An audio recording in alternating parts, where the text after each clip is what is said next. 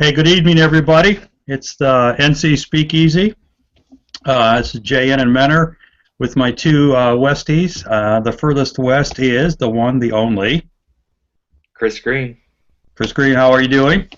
I'm doing well. How are you? I'm fine. Don't tell us you're playing baseball or anything with us sitting here in mounds and mounds of snow. That's tomorrow. That's tomorrow. Okay, fine. Yeah, what the hell. And then to my near west sider out here is the one, the only. Chris Kidd. Oh yeah, hey, wake up. Doing? You was. How's everybody doing? Good, good. How much snow you got out on the west side there, Chris? I think with today's added 4 inches or so, or about 2 feet. Seems like 2 feet? about my back deck's got about 2 feet of snow on it. It seems my driveway's got about a 4 foot pile on each side of it from the snowblower. So it seems about right. That's the same way. Same here. I'm not going to ask you, Chris, how your snow is. Snow is, yeah. I know. It is going to rain this weekend. Oh my goodness, rain! Oh, Wow. yeah. Well, whenever it decides to get warm, we're going to get the equivalent of a whole bunch of rain. That's true. Floods. Yeah. Now some pump will be working overtime out here, so Yeah. we'll see what happens with it. Well, as everybody who follows the three of us, whether it was on our old format, now back to the North Coast Speakeasy format, we're usually the baseball gurus, or at least we love talking baseball. I think I'm going to change it just a tad because everything that's happening in the Cleveland sports scene as of the last couple days, it's either on a police blotter, or it's under investigation, or Glen Bay Hospital just took in a new patient. Holy Christ! I was wondering if it wasn't that place because of the way they described Well, it. the way It really sounds like it could be Glen Bay. So. Yeah, well, like they said, it's within driving distance of Cleveland. Glen Bay is out in Rock Creek in the middle of Ashtabula County. Yep. It's 55 minutes from downtown Cleveland, which is where he has his temporary residence right now. Or no, he's permanent residence. Temporary residence probably is out there, because I don't know of any other facility that does both drug and alcohol rehab on an inpatient basis. I asked my wife. That gets into what my wife does, and she kind of agreed that she probably thought it was that too. That they'd be the only ones that had the facilities to handle a kind of a higher profile person. And a lot of places would be set up for it. So. Oh, exactly. So before we get into the Browns, let's do a little police blotter work, and it turns out that the prosecutor is not going to bring rape charges up against Danny Salazar for allegedly raping someone at was it the Hustler Club? It was. That's a rough. I mean, you hate to categorize something, but wow, to get charged with a possible. I mean, was Roethlisberger at a strip club when that stuff happened to him? I don't remember. No, he was in a bar. He was at a club, right? Yeah. Yeah, so, wasn't it in Georgia or something? That in one of those places. It was something like it was in Georgia. I just know if it was a strip club though. That was the only thing. No, it was just a bar. It's pretty rough to say that. The environment doesn't lend itself for credibility, I guess. But I mean, obviously it could happen. But I think the worst part about the whole thing is that some of these guys, they just don't learn. They don't. No. Are they fresh on the? It's like they showed up on the planet today, and here's all the money and fame, and you haven't been alive for 20-something years to pay attention to what's going on. And it's always these kind of guys. If it's not like you see Dan Gilbert at a strip club. You know what I mean? It's always these guys who are fresh with money and no sense, and it just blows me away. So moving away from Salazar, because actually that's not a non-issue right now, but that really brings us forward to Manziel, and they made a point, or the word came out he'd already been there. A week, I guess. A week ago, Wednesday. Last Wednesday or something like that. I've always said from the very beginning First of all, I was not a Manziel guy. I didn't want him. Not because he didn't bring the panache with him. I just didn't like his physical sizing in our division and everything. I couldn't see why you would bring a guy who's going to have a hard time looking over his own offensive line, let alone the defensive line, trying to look through the gaps, get his sight downfield. So that being said, one thing that it surfaced early on in his. I don't know if it was even with Cleveland or maybe when it was his last year at Texas A&M. His dad went on record saying that he has a drinking problem. I don't know if anybody remembered that. I mean, his dad made reference. The father saying that. So yeah, and here's a guy, and I'll toss this out to you guys. All right, he's got the charisma, so to speak. He's got the star talent. He's got the hardware of a Heisman Trophy winner. He is a notable person at 21, 22. He's got money, but he never was in a need for money because the family is well-to-do. They're in the oil industry in Texas. So I don't think he had any qualms about what he was making and his dollars. I don't think that had anything that wouldn't have been any kind of issue with him. He didn't care about the money because he could always talk to dad and he'd get something in there. So the money, the fines, everything else, I saw that as nowhere could that have been any kind of issue. I think that he was just wrapped up in the imagery of Johnny Football and all the attention that came to him, and he was all over the place. This is a wasted. I would call this a Mike Junkin-ish pick. If you remember the Mad Dog in a meat factory or whatever they called it, meat market. This is a train wreck, and for the sake of the individual, I hope he gets his act together. He goes through his rehab, whatever it's for. I'm not going to prejudge, not going to guess, but he gets his personal life together. Because if he can get his personal life together, maybe then his football life, whether it's here or elsewhere, can make the next step. So you have him. Now you also then have Josh Gordon. So here you have the two. Would you call them the two marquee players for the Browns, or not players, marquee individuals? Yeah, namesakes for sure. Namesakes, right? It's really one's gone for good, and one's now on a course where his season this year is going to be set back, where he's got to come from the bottom up. Yeah, I mean, here's my kind of take on the whole thing is this.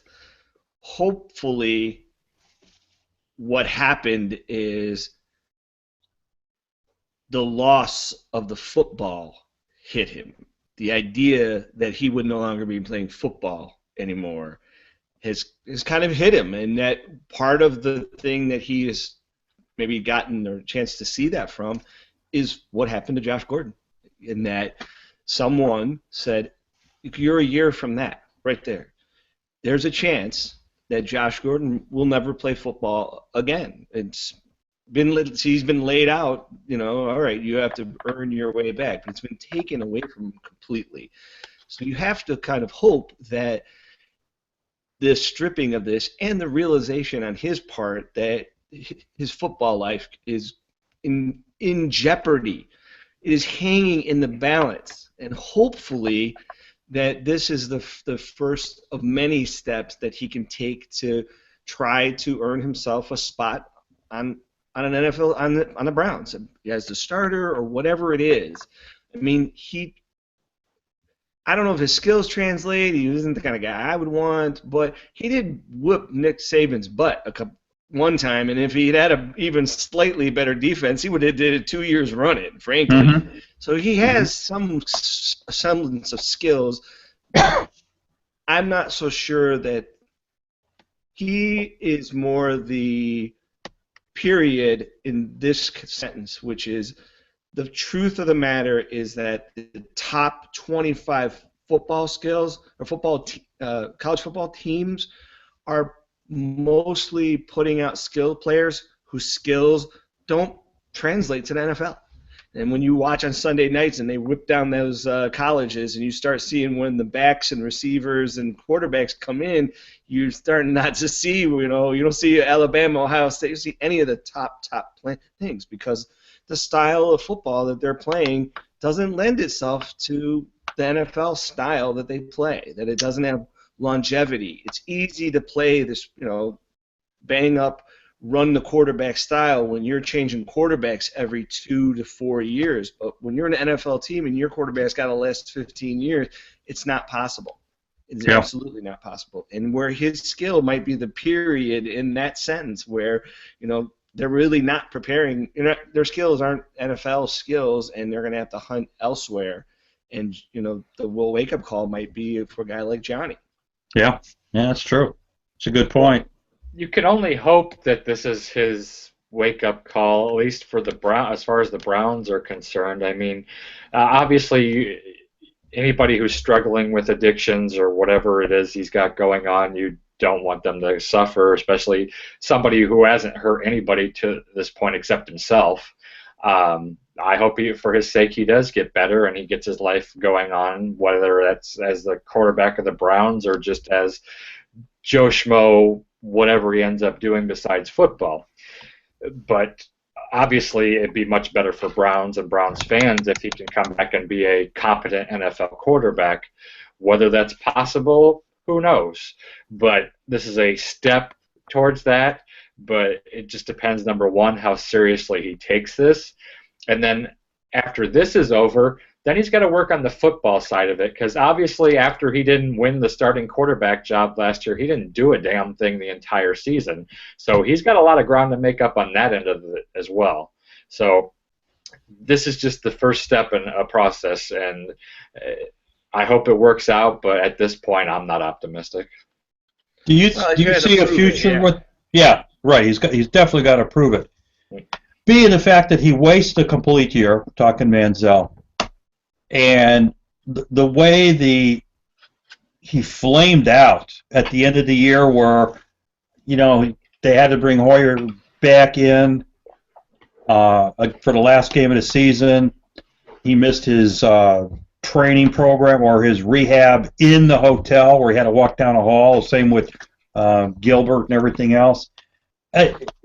Those are, to me, I don't know why the Browns never saw those as red flags, not on football skills, but on the personality issues, the mindset, the maturity level of it. And you put a lot of money into these young guys, and they go through all of these tests and scrutinize. And like you say, Chris, you take a look at somebody who played at West Alabama State, and he's making a play in the Super Bowl, and you ask him why. He said, because Belichick told me, and I saw it on the films, when they line up in that position, I'm going in, and I'm going to jump the receiver, because that's what they do when they run a pick play. Here's a kid, got an opportunity, study. He studied the films, and he made the play. Stopped the play and went over there and took him aside, yelled at him for not making the play, and showed him what was wrong. And he said, the moment I saw that formation, I knew that's what it was going to be. Exactly. And I wasn't going to, right. That's football is about preparation, repetition. That's why coaching is so important. For me, the first kind of slightly bit of wake-up call for Johnny, I think, isn't when he didn't win the starting job. I think he was expecting the red shirt. That wasn't the wake-up call. The wake-up call was how well Connor Shaw did. When Connor Shaw went in there and looked like a guy who, if he just had 25% more physical skills, he'd be a competent NFL quarterback. Oh yeah. If he had 30% more arm, he would be possibly a top 15 quarterback because he showed he showed you that he had the one thing that the quarterback has to have, and that's the high-end football CPU brain. He had that. You Yes. could tell just by the way he went in there and ran the plays. Yeah, it was limited, but he showed, he showed us that he was working hard all the season, and it also shed the light on the fact that maybe Johnny wasn't. And Oh, absolutely. seeing those two contrast, I think that was the beginning of it. That kind of started the spiral that said, all right, he's going to have to, with any addict, it has to bounce. They have to bounce.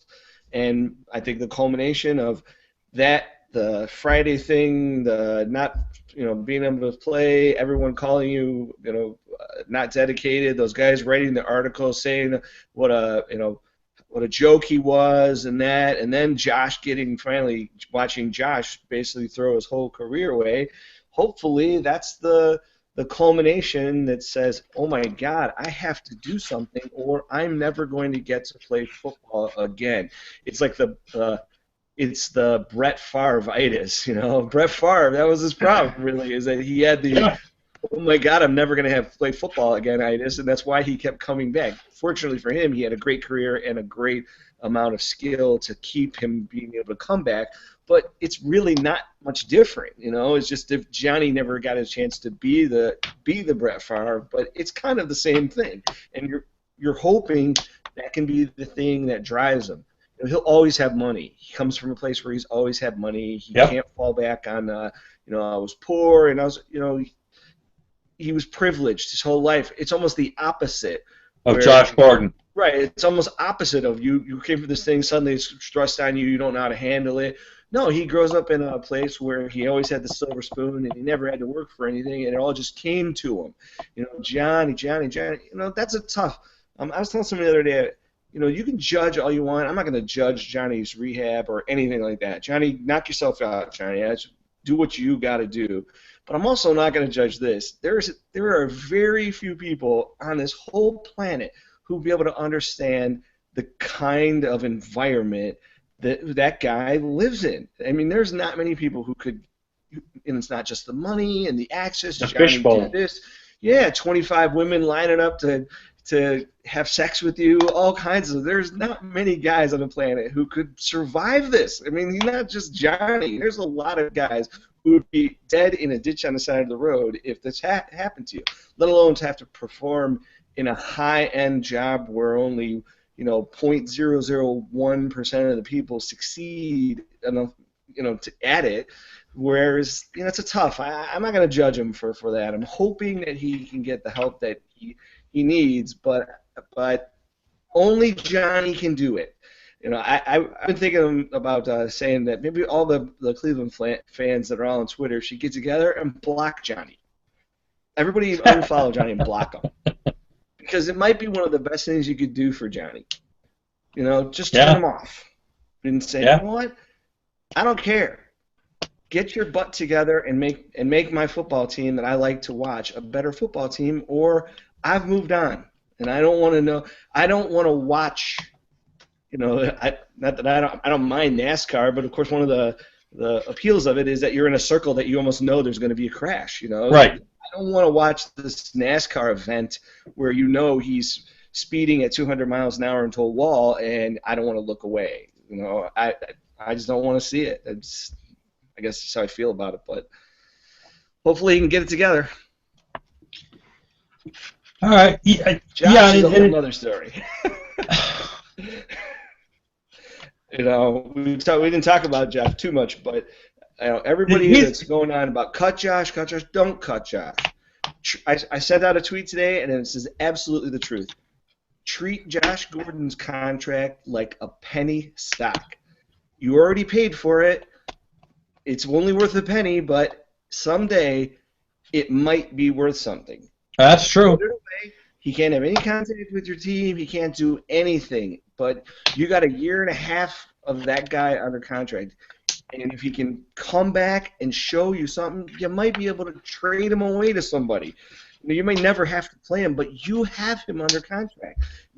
Make a smart business decision. This is the one time the business people should step in and say, hey, we don't need to get rid of this. What's it costing us?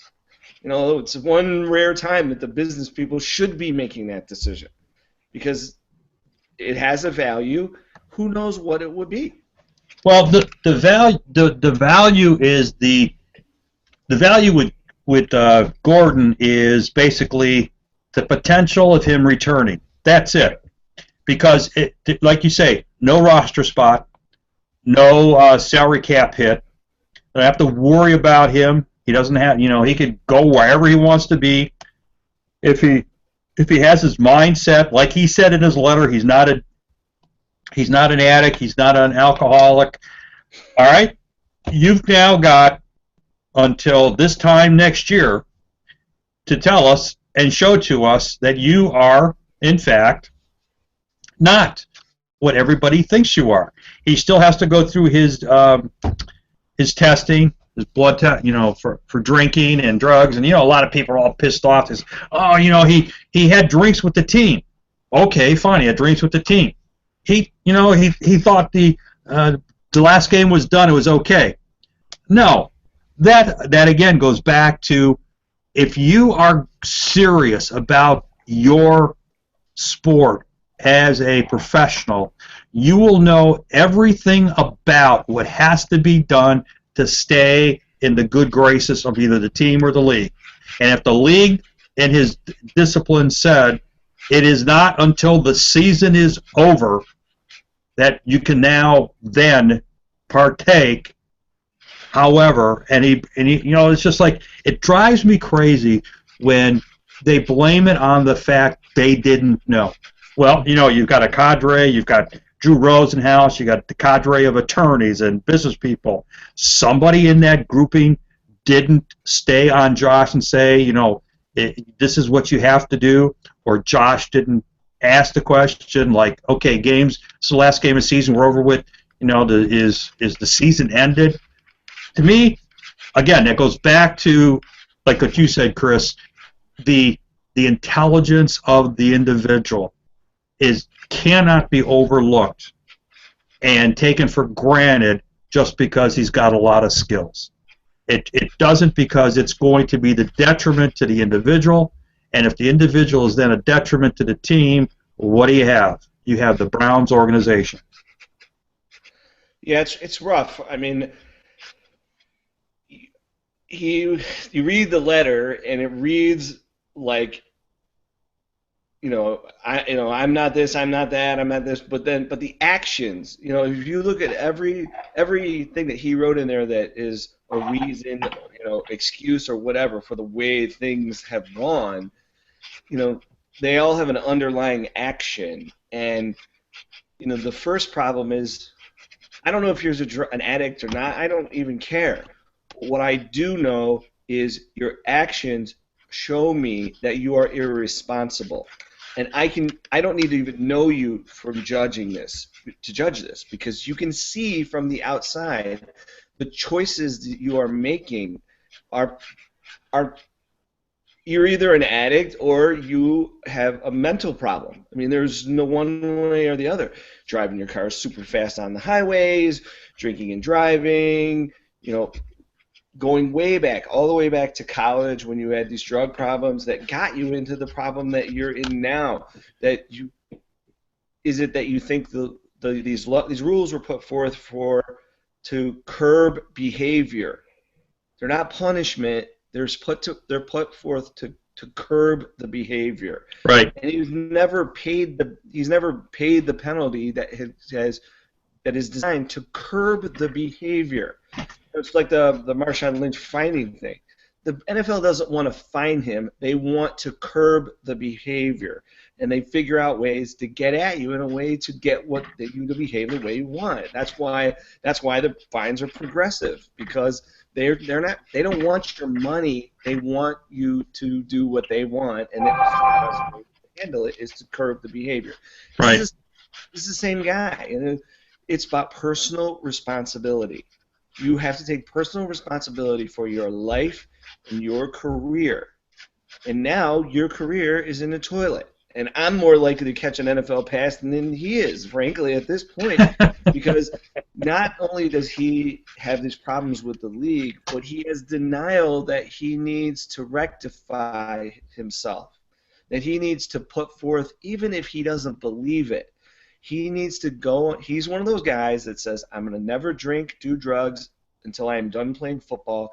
I can't do it. I have this black mark on me that they expect me to fail these drug tests, and they're going to keep giving me. I'm going to keep getting this, and if I want to keep playing football, I have to do it. It's a conscious choice. It's about being responsible. And if he's not capable of doing that, then there's no one who can help him. Nobody. He has to do it. And we'll see. Yeah, I mean, you bring up a good point with his letter that he wrote, calling out all the media people and stuff, saying he doesn't have an addiction problem and you don't know me and blah, blah, blah. But you know what? After every single thing he writes, there's a but. I don't have a addiction to pot, but I got busted for it. I don't have an alcohol problem, but I got busted for it. It's just like every time. Actions speak louder than words. That's just the way it is. I mean, I can't imagine. I mean, I've been doing what I do now for 20 years, okay? And I make a good living, but I can't go in tomorrow and tell my boss that I never want to work again. But I can't imagine that if I've been in my position from the 0 year to the 10 year, that I could have made enough money that I would have never had to work again, but I would have had some parameters and some things I couldn't have done. No matter what it was, take the things that I love. Okay, let's just say that they say for 10 years you can't go to a baseball game, watch a baseball game, or even say the word baseball. If I really wanted that, I'd do it. Because I would sacrifice them, because I would see that in the long run, this is the best thing that can happen. This is the means to the end. And it just baffles me that these guys do not see that this is how it is.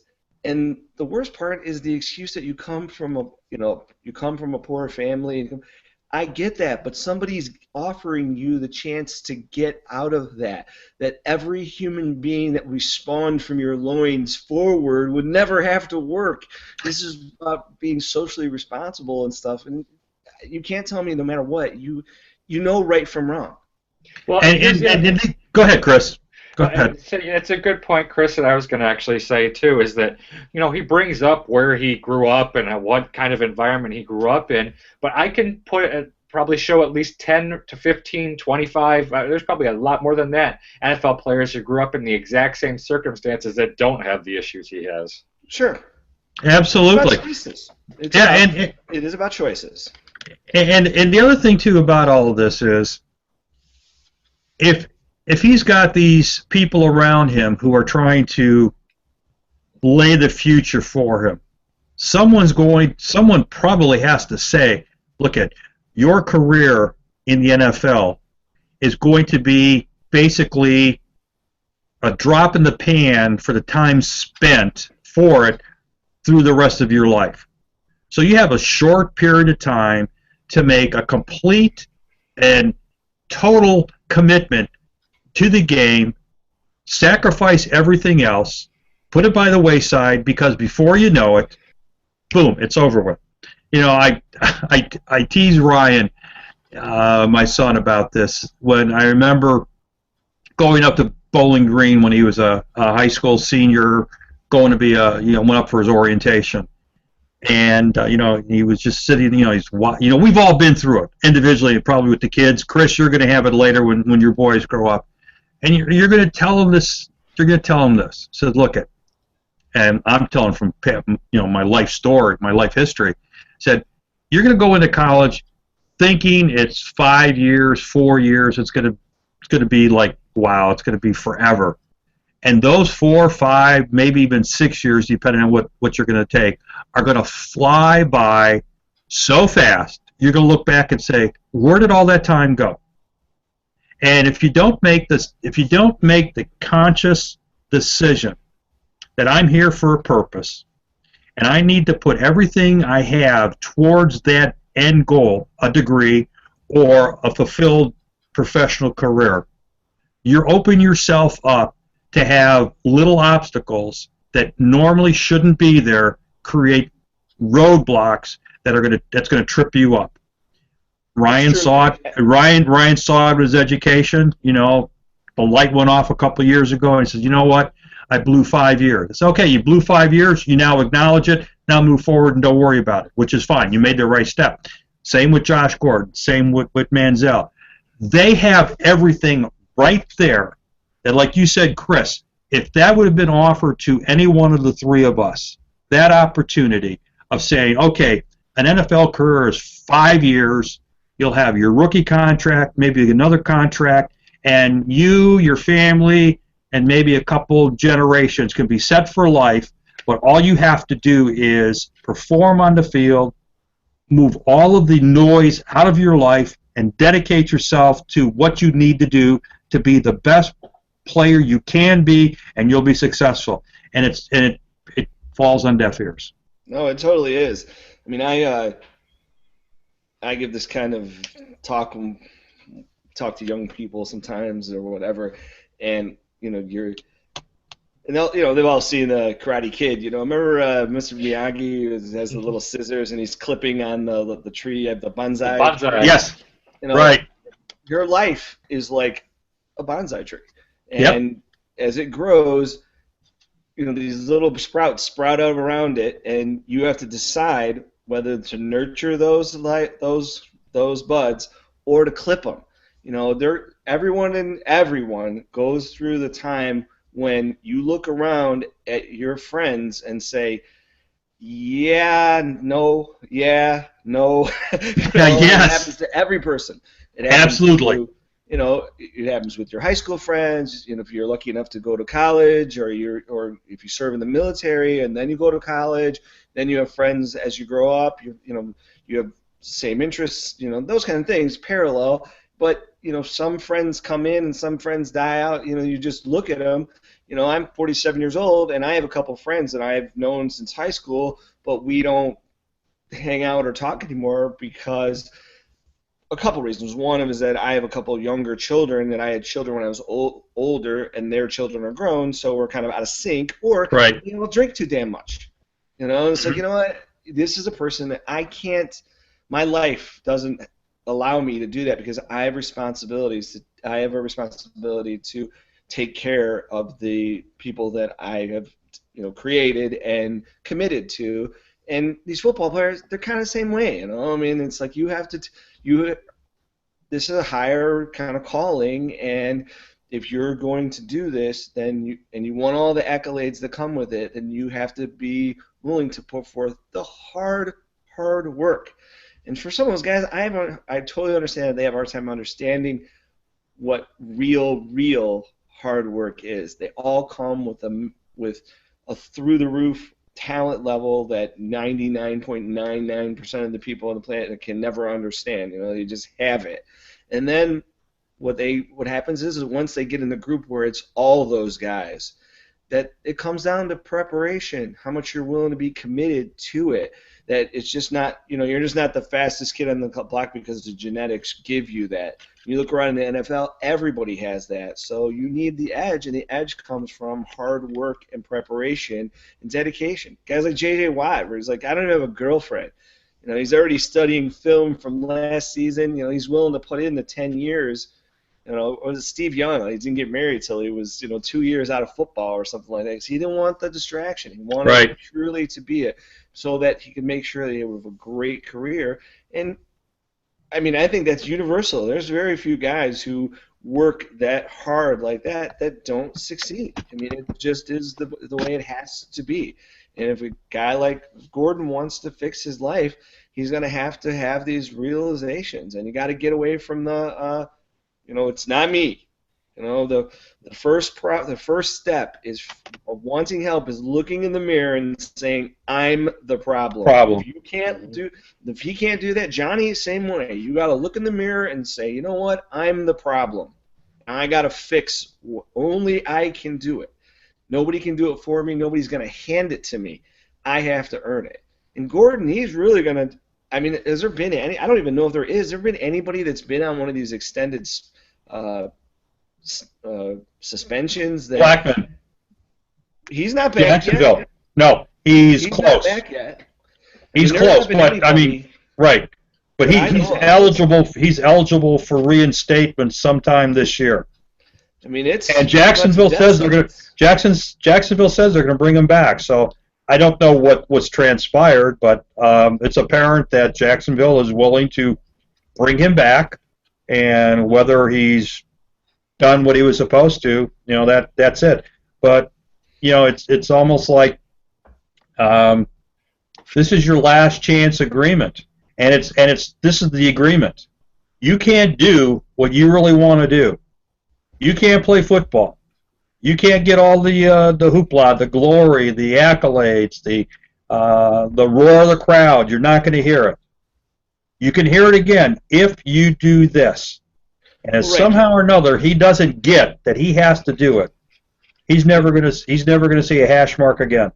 Right. Well, him and this Johnny kind of falls in the same thing. Their next moment in the spotlight is either going to be a moment like Chris Carter's moment, where you have a complete bottom out and you have a complete reversal and you fix yourself and turn yourself into basically a Hall of Fame football player. Right. Or you're going to be one of those 30 for 30s where, whatever that you want to, put the tagline name, or Johnny had it all until he hit the bottom, or whatever it is. That's your. This is the culmination of where we are right now. Both those guys are standing in a road, and that's the fork. And Brian Bosworth. Yeah. Ryan Leaf. Exactly. Right. And Tony Mandich. How hard that is to make happen. You just has named 4 or 5 failures, and I couldn't even come up with. I came up with one guy, Chris Carter, that we can talk about that had a success. So off the top of our head, we already flagged out a 5-to-1 ratios of a failure to success, and I would imagine it's probably 100 times that. There's probably tons of people who have these problems that we never hear about. They never make it. They're on practice squads and they pop drug positive. And they never get back, and it's a waste. And yeah, they were the greatest athlete at their high school. They're peaked in high school. Rob Lowe, 30 for 30 or something, that kind of thing. Yeah, I mean, we're talking about who they are. Spectacular flameouts. Right, and then it's definitely rough, and tough love is the only thing that will get this stuff. These will fix both these things. Like I said, looking in the mirror and saying, I am the problem, and I am going to fix this. I mean, personally, I think Johnny has a better chance of fixing it, just because he's not so far into the. I don't know where he is, and if he's even in the drug program. But the thing, where Gordon are testing you every 5 minutes, I mean, that gets hard.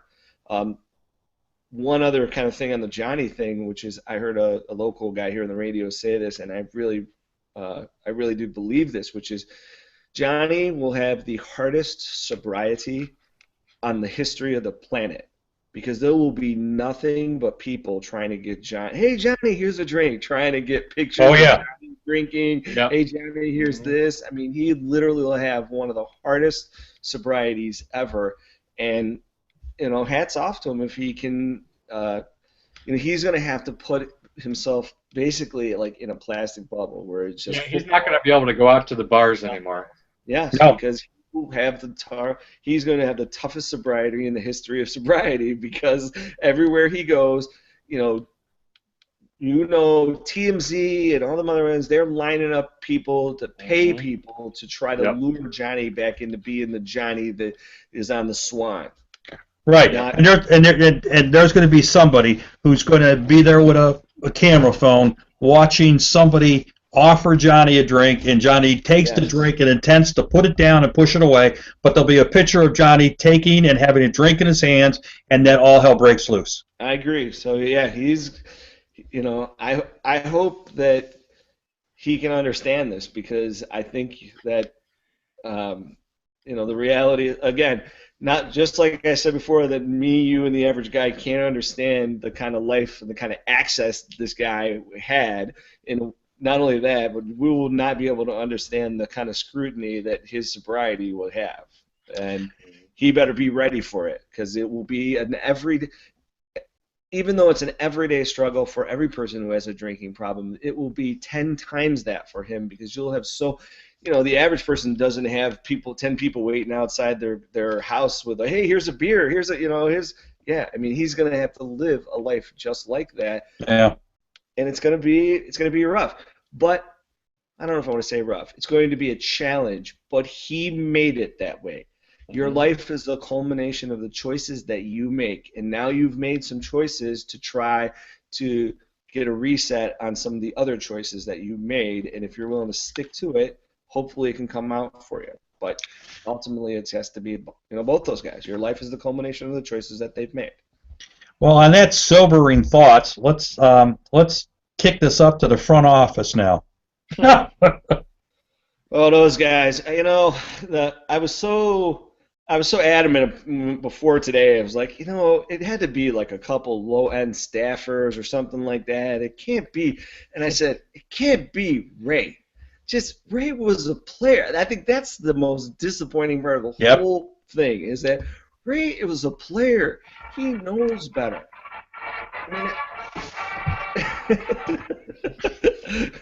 Perfect timing. But he played in the NFL as a player. Before we even get to the parts about the watching films or any stuff like that, just purely this texting thing. He, obviously he's sitting there with Haslam, so they must be texting. And people are having a hard time understanding why the NFL cares about this, but the competition committee, they record everything. Right.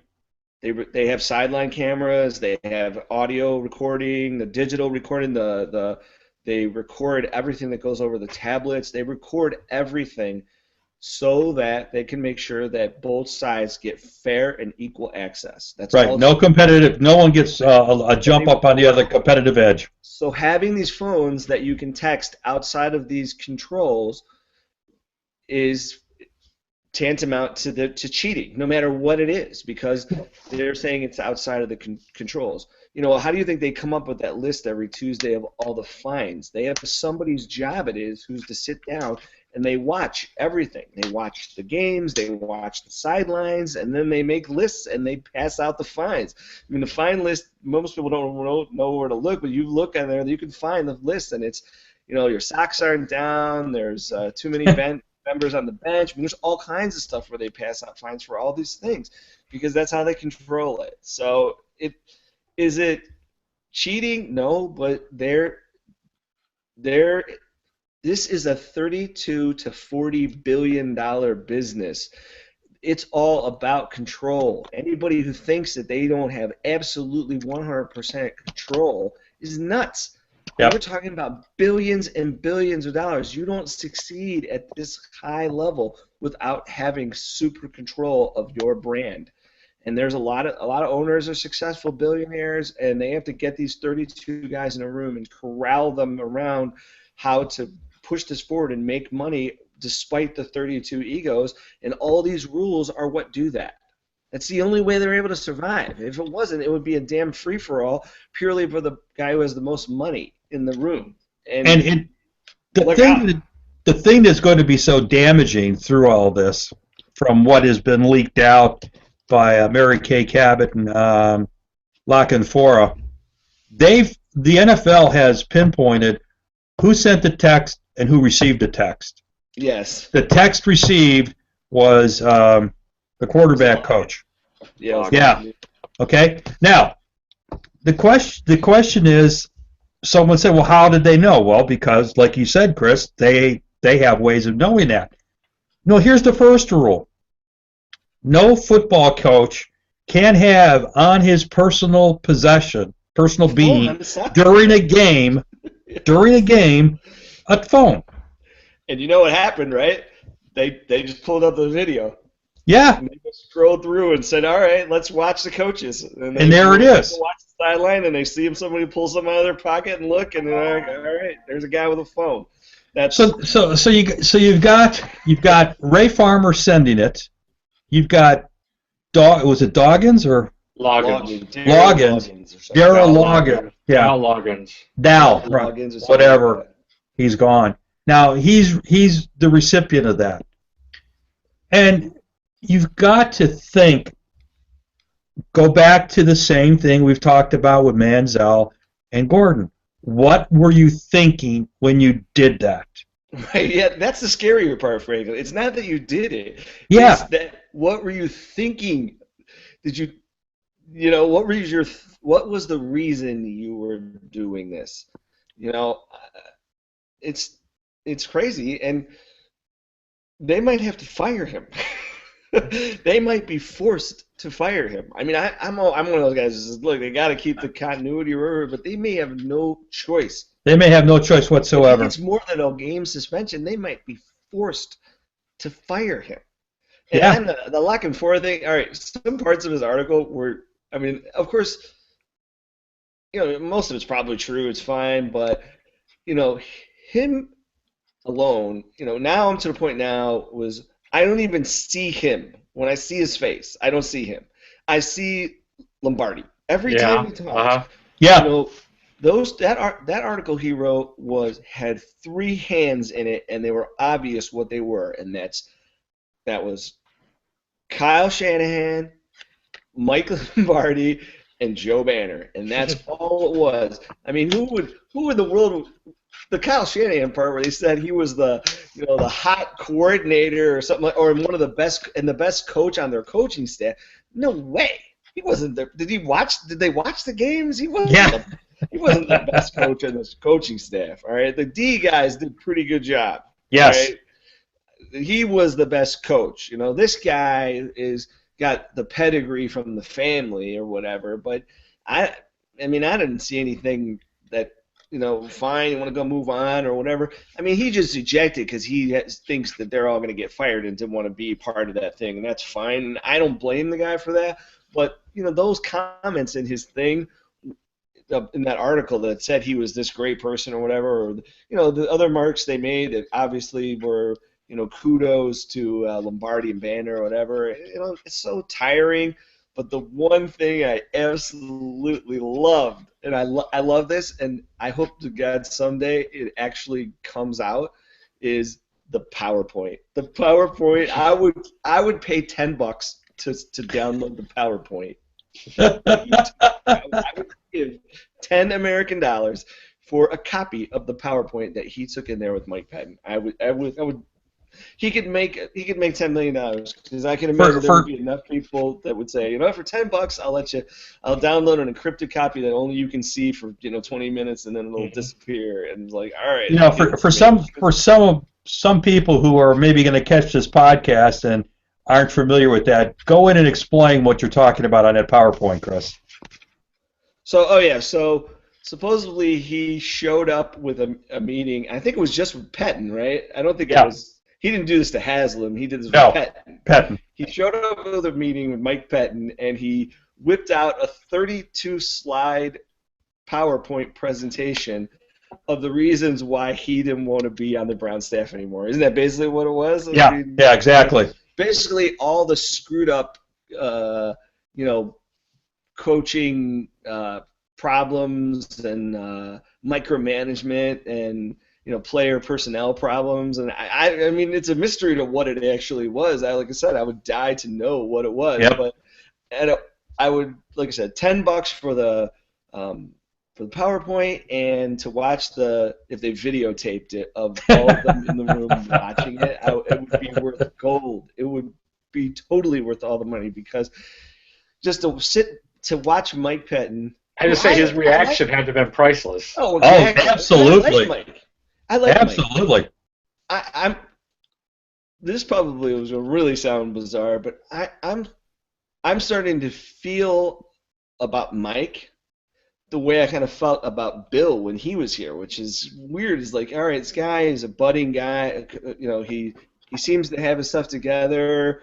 And I'm sitting there thinking to myself, I'm like, you know what? He's going to be one of these guys that's going to get fired from here, and someone else is going to pick him up, and he's going to learn his mistakes. Yeah. And he is going to be a good coach, because I personally think just in the small amount that they've empowered him, that he did a pretty good job, and that I hope somebody over there realizes that they might actually have somebody who's worth a crap, and maybe we shouldn't, drive him into the ground, and that we should foster his growth into a powerful NFL coach.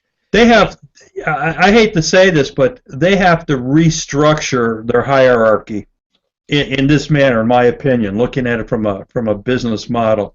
The Alex Schreiner stuff is really troublesome. Worrisome. Oh my God! And I kind of like the guy. I mean, I've heard him on the radio. He seems like a smart business guy.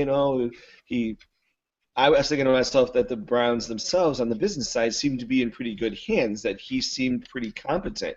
But then I find out he's in there watching film with those guys. It would be like me being there watching film with those guys. Right. Maybe he learned too much from Jerry Jones.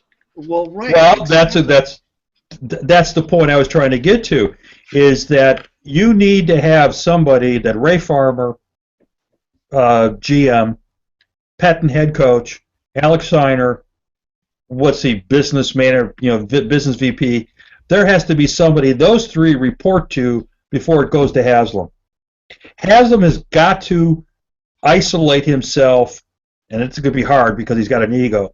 He's got to isolate himself from interreacting on an ongoing basis that gets into that micromanaging, the Jerry Jones way.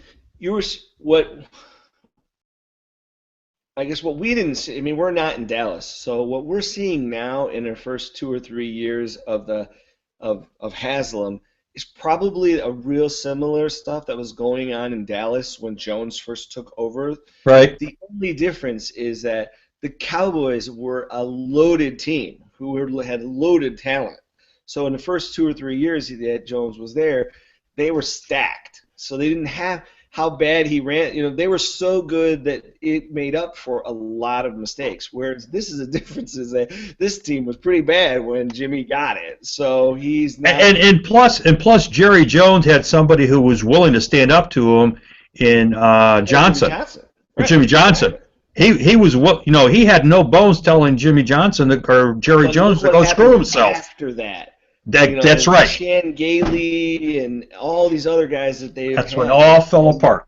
Right, and you start to see that's how it is. I mean, frankly, I don't know which teams who do this, but just purely if I had to guess, teams that have the most success, that are the ones on Monday morning when they have film time, they have obviously the position coaches, the coordinators, the head coach, general manager. Maybe somebody from the scouting department if they're scouting other teams or whatever, and then after that, there shouldn't be any, the owner shouldn't be in there, the business people, none of those people should be in there, and the teams that succeed, I imagine, don't have that. It's like, wasn't Brady Hoke watching film with the athletics director up there, the one they fired? It's like, what? Yeah. That dynamic is not your typical success, so why do it? Brown, same idea. It's like having a guy like Alex Steiner in the film room commenting is not your typical recipe for success, so why are you doing it? Yeah. Copycat league. Copycat, what other people do.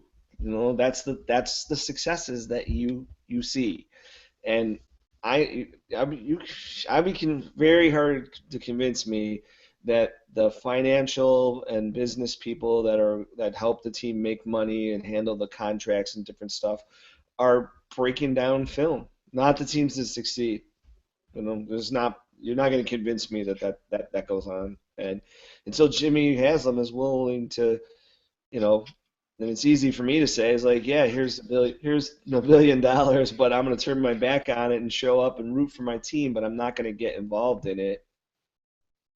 That's tough. But he can have success. He can have financial success and turn a blind eye to the team, how it's run, and let it go. I mean, the Rooneys, that's what they do. They lock in those guys, they handle the football, we'll handle the business, and we make money, and it'll all be great. And look at their model. 3 coaches in 49 years, Yes. 2 personnel directors in the same period of time. They have they have a complete separation, like you say, from the football side of it to the business side of it. And Haslam was a minority owner, and I remember when he made the announcement, and he came in there, one of the first things he did is he claimed he observed the way the Rooneys and the Steelers were run, and he wanted to look at it, or he wanted to bring that model to the Browns. I don't know what the hell he was looking at, because we are the complete 180 from the way you may hate the Steelers, but you have to admire the organization. Well, we are a complete opposite. Is it bad to say that maybe we would have been better off if he had been arrested for that whole gas scam? Well, it's kind of funny that not so much that, but what you do see is the thing I do is see as a similarity is he has this. He puts this wall of fall guys between him and the authorities, basically. So basically what he did there is he had all these managers and underlings that were between him and the guys who were actually doing it, but he was in the background, flipping the switches and making it all happen. He just kept those people and looked like they were the ones actually doing, insulating himself from the problem. And when it came to light, he was like, well, I don't know. The Browns, it's starting to look a real similar way, where he's there, but he's sitting in the game. And I'd be curious to see when this happens. How often do the general manager and the owner sit in the same box during games on other teams? I don't know. It's a good question. Those two to sit next to each other during the game. But the fact that the owner had him there so that he could communicate with the sidelines, is just something, that's insulating him from the blame. The Johnny Manziel pick. I don't care what Farmer said. He picked. Look, Jimmy picked Johnny. Johnny, yes. Right? And if Jimmy had half an ounce of integrity, he'd come out and say, you know what, I was the one that wanted Johnny. If he had a half an ounce of it, because we all know he does. We know he wanted him, and that's fine. You're the owner of the team. You get the choice, but own it. Don't make your general. You're making this. You're chipping away at the ledge of your general manager's. Job foundation. Starting with picking. Now you pick Johnny, and it's turned out to be an absolute nightmare. Now you got this texting thing. Well, he's sitting right next to him in the box, and he's sticking. You know what I mean? Ray is an ex-player. You're not going to convince me that he just woke up one day and said, you know what? I'm in there. I'm gonna text the guy down there to run this play or do the. No, wait. That's not exactly. You're not going to absolutely doing that. Yes. You want to talk about being we just spent a good better part of 40 minutes basically talking about how 2 guys needed to be accountable for their actions. Well, Jimmy needs to be accountable for his actions, and his actions have caused a lot of the chaos, and it has reverberating effect, which comes down to you're going to have trouble getting people to come and play for you. You're going to have a hard time getting quality free agents to come here and play because you look like a dysfunctional mess. The coaching search is the same kind of idea. Guys are like, I'm not going to do that. I'm not doing that. I'm not even interviewing with that. Gase and some of the other guys who were the hot corner, they wouldn't even talk to him. That's the reputation you're getting. And if you want to succeed, the honeymoon between the fans and Jimmy is over. Flat out over. The fans, done with. Right. The fans are right back where they were the day before Lerner announced he was going to sell the team. That's an astute right point. There. Yep. And until he realizes that, I don't know what to tell him. So now we're at the Chris. I know you've been trying to get in there. So right, if you want to jump in, just go right ahead. I'll keep my big mouth shut. Oh, you're good. You make excellent points. So I've said what I needed to say. Okay. We're up to the hour, which I'm surprised it went faster than I ever thought it would be, based on the subject matter. And we talked baseball, and we really didn't talk football. We talked the dynamics of an organization that, on the surface now, and it's open to everybody, that this place is in a world of hurt. You're going to, my feeling is, I don't know, Chris, if I would agree with you that Farmer is going to be canned unless, bless you, Sorry, guys.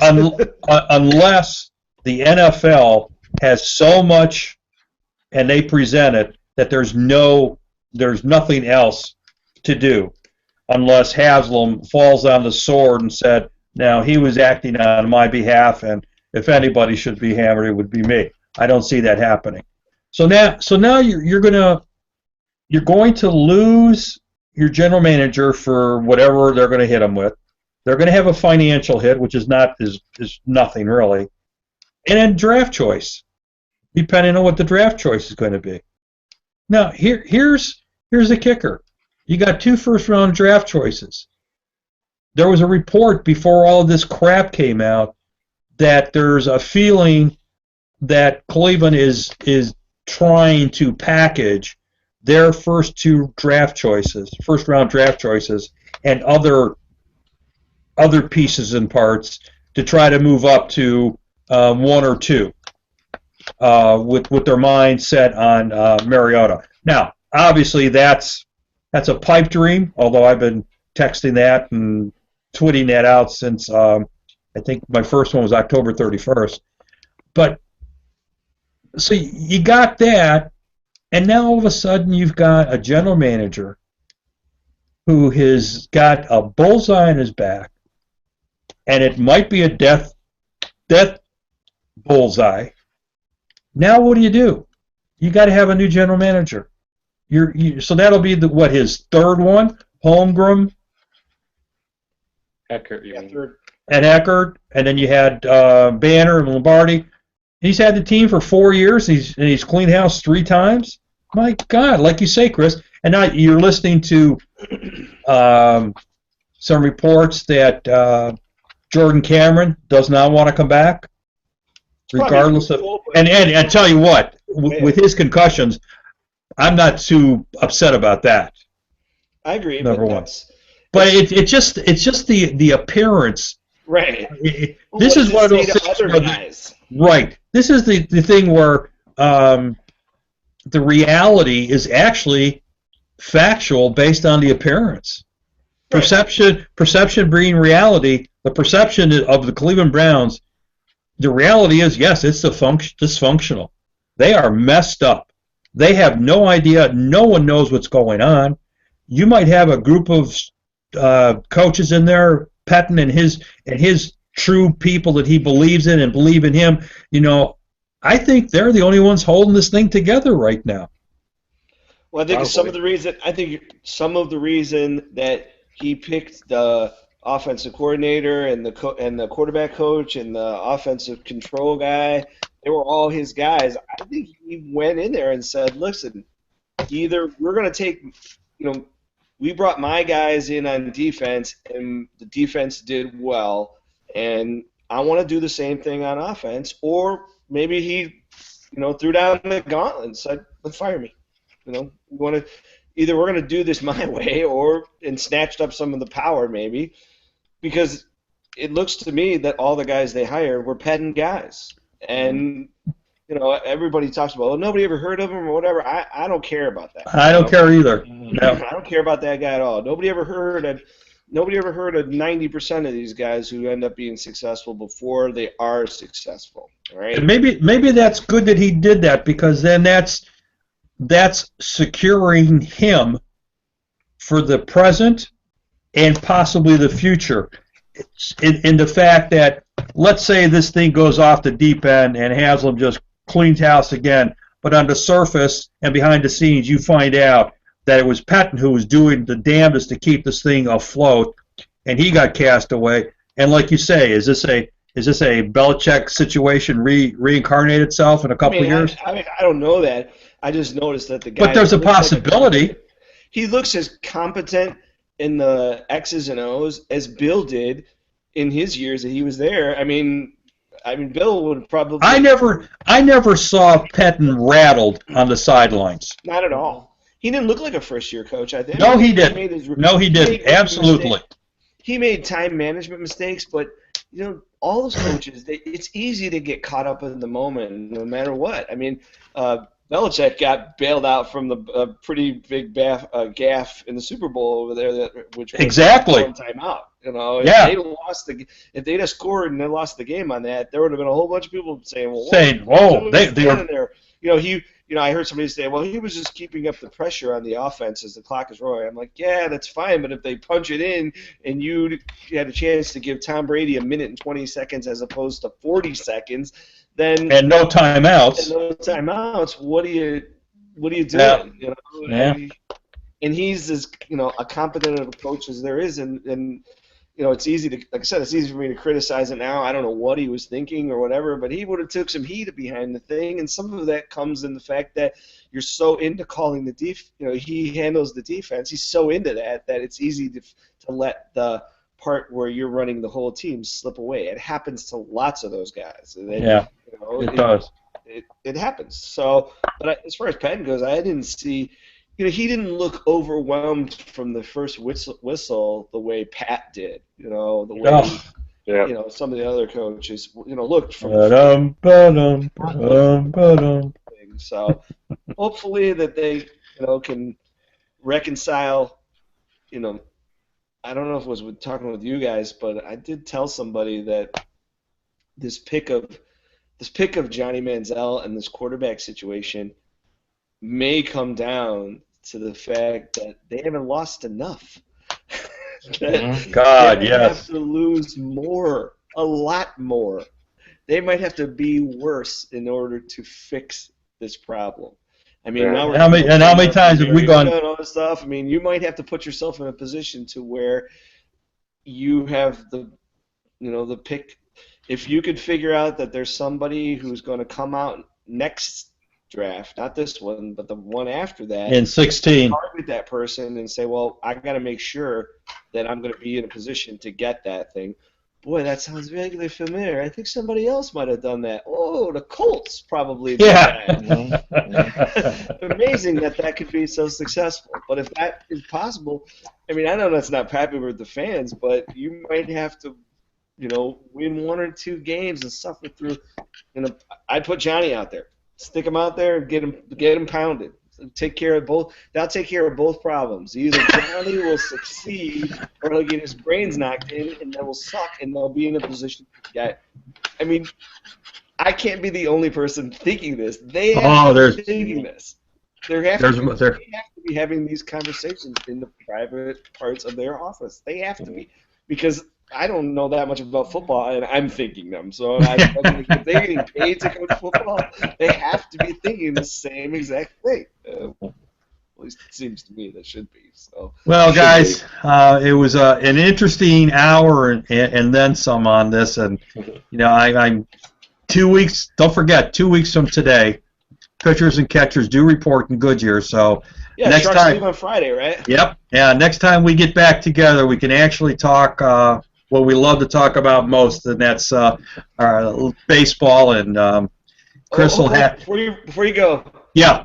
I heard on a baseball thing, and not on the field, but I heard it from a little bird that there's a good chance the $20 grilled cheese place and the $10 bar that they're building over there will not be done by opening day. Ooh, really? Hey, I'm only going to say, well, I got one thing to say about that. When you hire people who don't work a lot in the environments of the places where these things are going to get built, the little nuances that you need to get things completed, they escape them. The architect was from Seattle. Oh, really? Okay. It was a much different place where the guys running the construction and the architects are from Seattle. They're not from here. A little birdie told me that they didn't count on all these cold days that we had. When it's really cold like that, they can't pour any concrete. No. What they're doing isn't sometimes they'll like enclose a building so in plastic and stuff so that they can pump in the heat and get it up high. Uh-huh. But that building is not made for that at all. They would take an extra structure to make that all So happen. we may have an So uh-oh moment. There might be a chance that the bar and the grilled melt place. Oh God! And the people will come down on the Dolans again. Oh my goodness! Because what they have to fix first is the bullpens. Yeah. And the way they're stacking the bullpens, that's a lot of concrete work. So as soon as it's not cold anymore, they're going to have to get that poured. And they're going to have to concentrate on that because if they can't hit that on opening day, they're going to have new bullpens. You know, it's like the Major League Baseball is not going to let that go on. Have you been down there? Stands. Have you been down there from ground level to see what it's like? They tore it up majorly. I mean, yeah, I know. They took it down too, didn't they? They took it down as far as ground level. Gate and everything, yeah, and they tore the whole gate, the out where the statue is, and all right. that. They tore all that stuff down, all the way down to the ground, and it's an undertaking. One thing that's nice about it, though, talking with some of the architects that I work with, they said that one of the great things is that they're not resting on the way the building was originally conceived. That a lot of times with buildings, they build them and then they sit there for 40 years and then they're just a dilapidated, terrible structure. Whereas they've decided at least to put and change the character of the place and let it evolve a little bit to the clientele that they have, and that gives the building a more longevity. So hopefully, the truth of the matter is that the city's never going to. That's the last ballpark they're going to get for 60 years, so they better take care of it. Yeah, that's true. But, all right. Hey, Chris, are you coming east anytime this year, or what's up with you? It's too early in the year to say for sure. Okay. Well, Christmas, yes. Beyond that, I don't know. Well, Christmas is fine, but we can't go to a ball game at Christmas. I know. Yeah. I know. I know. Unless we just, DVR it, and we'll just get a big screen and sit out there and watch it and repost it. Well, you could always come out here and go to a game in Oakland with me. That is true, except we go warm weather. It's usually down in South Carolina. Well, guys, it's been an interesting hour and then some. Like I said, 2 weeks from today, the pitchers and catches report. So next time we get back on the air, unless something happens, it'll be the first week in March, and they'll have 2 weeks under the belt, and we can actually talk baseball for a change. They're going to televise They're going to televise a bunch of the games, I think, in the spring this year too. So we're going to get a chance to see a little bit more. Yeah, that'll be good. Well, Chris, good luck with the team this year, and keep us posted on how they're doing and then how you're doing. Because as a manager, there's a difference between you as a manager and then the kids that play under you. And I speak from experience. My water bottle won't be filled with water. All right, guys, that's it, folks. Don't forget, check us next week, same time. I'm not sure who's up. We're still working at our scheduling, but follow us on Twitter at NC_speak_EZ, or any of the three of us on Twitter, and we'll keep you up to date. And also check out our Facebook page and our Google page, and obviously Google+. And then you can also check this on YouTube, and you'll see these shows up on YouTube. All right, folks, until next week, go Tribe.